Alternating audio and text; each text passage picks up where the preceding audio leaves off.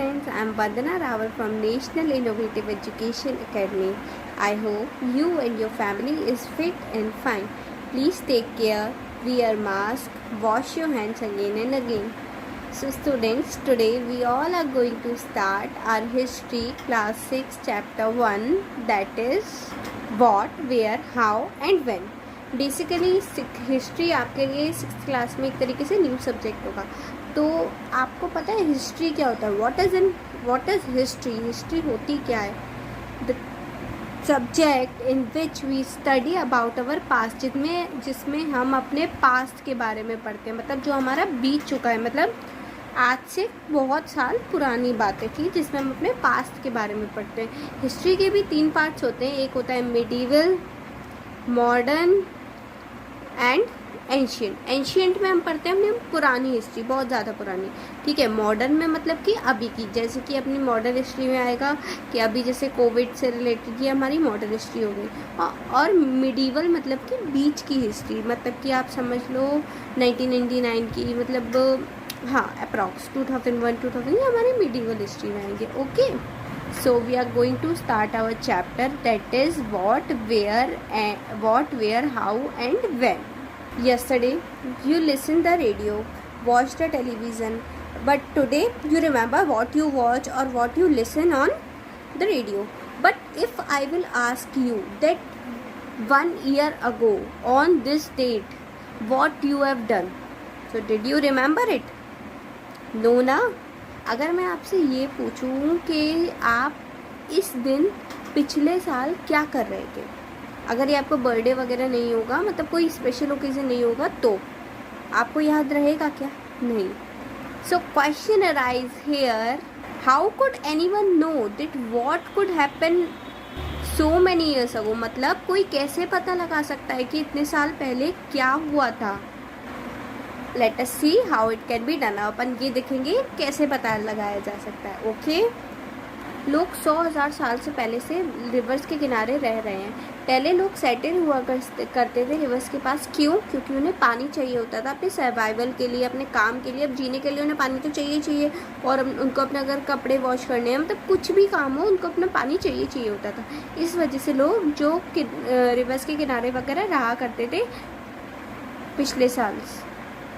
अब अपन ये पता करेंगे कि उनका मेन काम क्या था, कि वो करते क्या थे तब. वो एक स्किल्ड हंटर एंड गैदरर थे. ओके.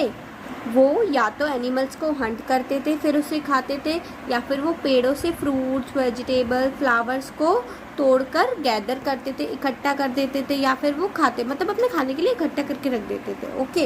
या फिर वो उस टाइम खा जाते थे अगर उनको हंग्री होते थे वो. ओके. फिर क्या हुआ, धीरे धीरे टाइम चेंज हुआ, लोग मॉडर्न होने लगे और फिर वो सेटल होने लगे. फिर वो एक जगह रुक के वहाँ पर क्रॉप्स को ग्रो करने लगे. ओके. और वहाँ पे एनिमल्स को भी पालने लगे. इसको कहते हैं हम रियरिंग ऑफ एनिमल्स. मतलब बेसिकली क्या होता था, अब अपन मॉडर्न हो गए, मतलब वो भी कभी मॉडर्न हुए थे, तो उनने क्या किया, मतलब इधर उधर जाने से तो अच्छा, हंटिंग वगैरह गैदरिंग करने से तो अच्छा हम एक जगह, प्रॉपर एक जगह रह के हंटिंग एंड गैदरिंग करें. तो फिर वो उनने एक प्रॉपर जगह बना ली थी अपनी, वहीं पर वो अपनी खेती वगैरह करते थे और वहीं पर वो अपने एनिमल्स वगैरह को रखते थे, उनकी रियरिंग वगैरह करते थे. ठीक है. तो ये ज़्यादा बेटर है देखा जाए तो, है ना. एक सलामन नाम की जगह है, वहाँ पे सबसे पहले लोगों ने क्रॉप्स उगाना शुरू की थी. On page number 2 in your history text book you can see सलामन. This one.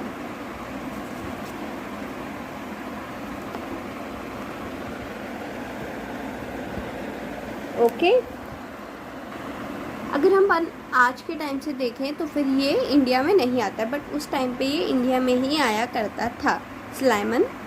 फिर नॉर्थ इंडिया में गैग्रो हिल्स है, वहाँ पे भी स्टार्ट हुई. देन सेंट्रल इंडिया में मध्य प्रदेश के पास राइस की फार्मिंग स्टार्ट हुई. ओके.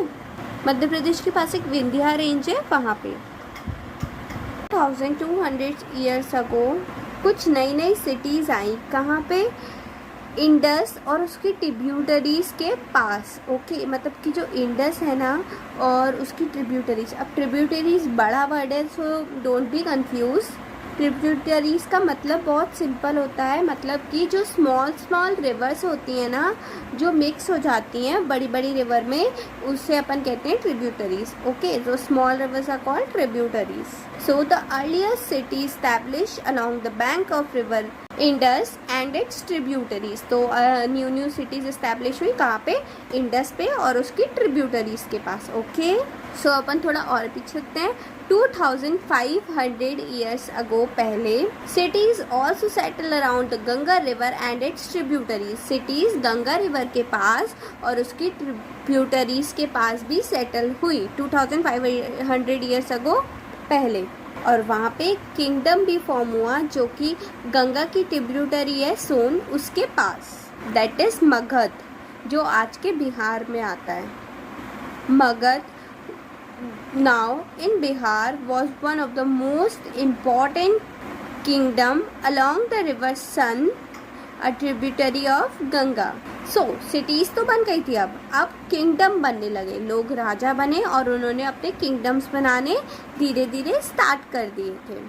So हम अपनी कंट्री को भारत भी बुलाते हैं एंड इंडिया भी बुलाते हैं। As you all know, India comes from the word Indus means Sindhu in Sanskrit. जो हमारा वर्ड इंडिया है वो इंडस रिवर से आया है, जिसको हम सिंधु भी बोलते हैं संस्कृत में। ओके, सो 2500 ईयर्स अगो पहले जब गंगा एंड इंडस के पास सिटीज़ बनने लगी थी, तो ईरान एंड ग्रीक से लोग आए कुछ, और फिर वो लोग जब आए तो उनने हमारी गंगा एंड इंडस को नाम दे दिया Hindos and Indos. Okay, the land to the east of this rivers is India. तो वो ये कहते थे ये जो लैंड है इस रिवर के ईस्ट में, इसे हम कहेंगे इंडिया। ओके, भारत। अब आप कहेंगे ये वर्ड कहाँ से आया? इंडिया का तो अपन ने पता कर लिया है ना, अब अपन काय की बात करेंगे? भारत की। भारत वर्ड कहाँ से ओरिजिनेट हुआ?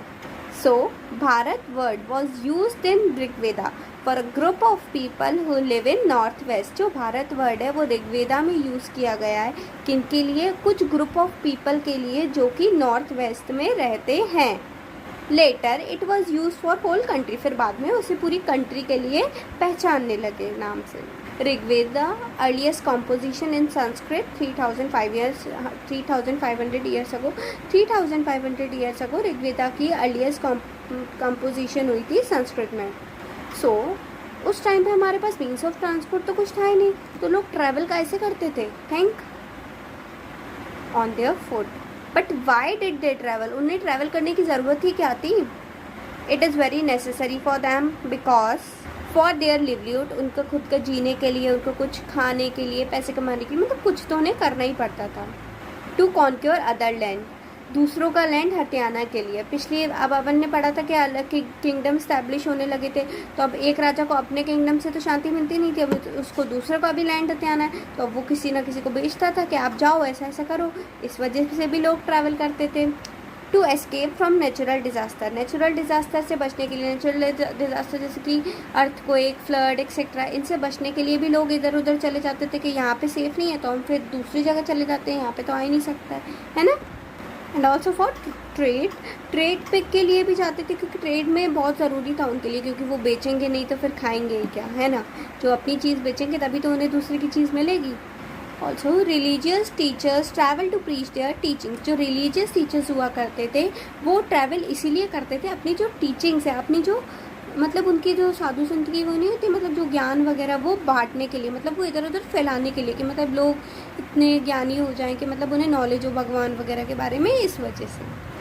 टू एडवेंचर एंड डिस्कवरी, मतलब लोग इसीलिए भी ट्रैवल करते थे कि वो एक्सप्लोर कर पाएँ हमारे इंडिया को, हमारे पूरे वर्ल्ड को ही एक्सप्लोर कर पाएँ और कुछ नई नई डिस्कवरी कर पाएँ, जिससे उनका नाम हो और उनको पता भी चले हमारे इंडिया के बारे में। तो अब आपके मन में ये चल रहा होगा ये सब तो इतने साल पहले हुआ था, अब हमें कैसे पता इन सब चीज़ों के बारे में? So there are some ways जिससे अपन पता लगा सकते हैं कि हमारे पास में क्या हुआ था पास्ट में।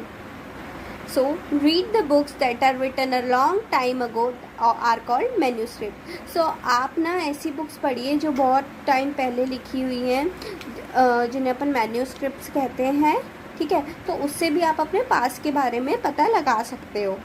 सो बेसिकली मैन्यूस्क्रिप्ट होता क्या है? मैन्यूस्क्रिप्ट जो होती है वो पाम लीफ पे लिखी जाती है एंड बार्क ऑफ ट्री पे। ये जो होती है ये हैंड से ही लिखी जाती है।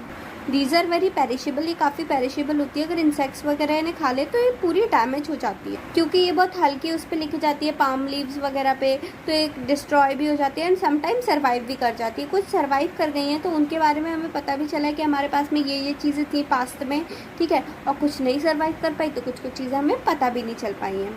The manuscripts are written on many subjects like religious things, life of kings, medicine, science, epics, plays, poem, etc. मतलब काफ़ी सारी चीज़ों पे मैन्यूस्क्रिप्ट लिखते थे उस टाइम पे लोग। These are written in Sanskrit, Prakrit and Tamil. Sanskrit में मेनली लिखी ही जाती थी एंड प्राकृत में इसीलिए लिखी जाती थी क्योंकि ये जो लैंग्वेज थी ये ऑर्डिनरी पीपल के द्वारा भी यूज़ की जाती थी, ओके, एंड तमिल में।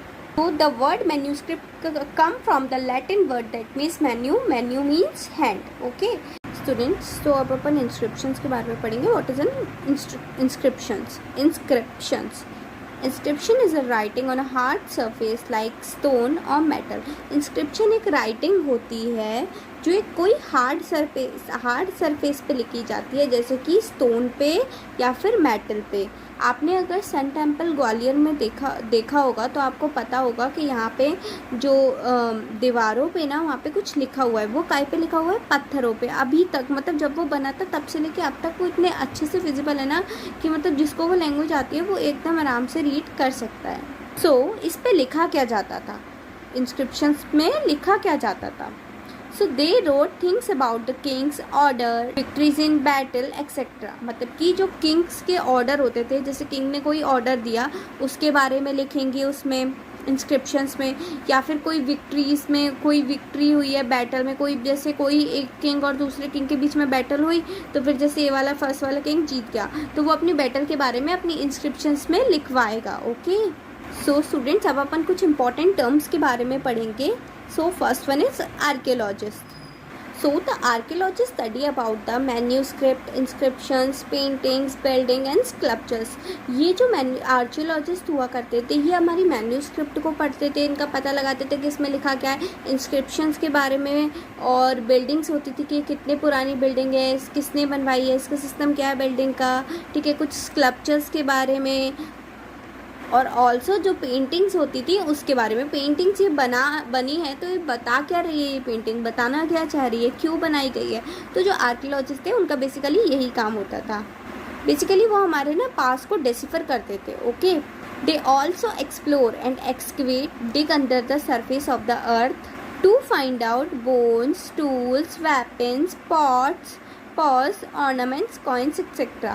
वो एक्सप्लोर करते थे, ठीक है, मतलब कि नई नई चीज़ें एडवेंचर करते थे, ठीक है, और वो एक्सकेवेट भी किया करते थे। एक्सकेवेट मतलब कि खोदना, वो खोदते थे और उसके अंदर से जो भी चीज़ें निकलती थी और वो पता लगाते थे कि वो कितने साल पुरानी है और कब की है ये चीज़, okay. So second term is historians. Historian से आप एकदम क्लियर हो गए। The scholars who study about the past, ऐसे स्कॉलर्स जो हमारे पास्ट के बारे में स्टडी करते हैं उन्हें अपन कहते हैं हिस्टोरियंस। आपने सुना होगा जो हिस्टोरियंस हैं ये सोर्स वर्ड का बहुत यूज़ करते हैं। The word source refer to the information found from manuscript, inscriptions and archaeology। जो भी इन्हें मतलब इंफॉर्मेशन मिलती थी मैन्यूस्क्रिप्ट से, इंस्क्रिप्शन से और आर्कियोलॉजी से, उन्हें ये सोर्स की तरह मानते थे और उन्हें बोलते थे ये हमारा सोर्स है, okay. So now third word is decipherment. So पुराने ज़माने की मैन्यूस्क्रिप्ट्स में और आज की मैन्यूस्क्रिप्ट्स में काफ़ी डिफरेंस है, लैंग्वेज भी अंडरस्टैंड करने में काफ़ी प्रॉब्लम होती है, तो डेसिफरमेंट के थ्रू वो समझा करते थे। The process through which scholars understand the language and script of inscriptions and manuscripts, okay। अब अपन कुछ डेट्स के बारे में पढ़ेंगे। सो बेसिकली आपने हिस्ट्री की बुक में BC बहुत देखा होगा। BC means before Christ. तो ये जो है ये पूरे वर्ल्ड में फॉलो किया जाता है। तो BC का मतलब ये है कि मतलब जो क्राइस्ट थे उसके जन्म से पहले, उनके जन्म से पहले, बिफोर क्राइस्ट, तो वो क्या हो गया BC। And AD means Anno Domini, means in the year of Lord। We can say 2021 as AD, okay, means Anno Domini, AD. BCE is also used for BC, means before common era, and CE common era is used for AD. ये dates हमारे यहाँ 200 year ago पहले से use हो रही हैं. सो अपन ये जानेंगे वन पास्ट और मैनी, क्या हमारा पास्ट सिर्फ एक ही है या बहुत कुछ है. Therefore know just one past but many past. हमारा पास्ट एक नहीं है, हमारे पास बहुत है, हमारा पास्ट बहुत सारा है. फॉर एग्जाम्पल जो लाइफ ऑफ किंग है is very different from the life of farmers और मर्चेंट. मर्चेंट की लाइफ से काफ़ी डिफरेंट है किंग की life. Even today life are very different. People in Andaman island today get their food from hunting, fishing, gathering, etc. So students, we are done with the chapter 1 of history.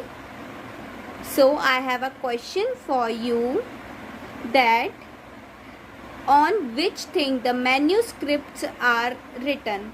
Option 1 on palm leaf, option 2 on peepal leaf, option 3 on banana leaf, option 4 on tulsi leaf. So if you know the answer, please send me your answer, otherwise I will tell you in another lecture. Okay, thank you, bye bye.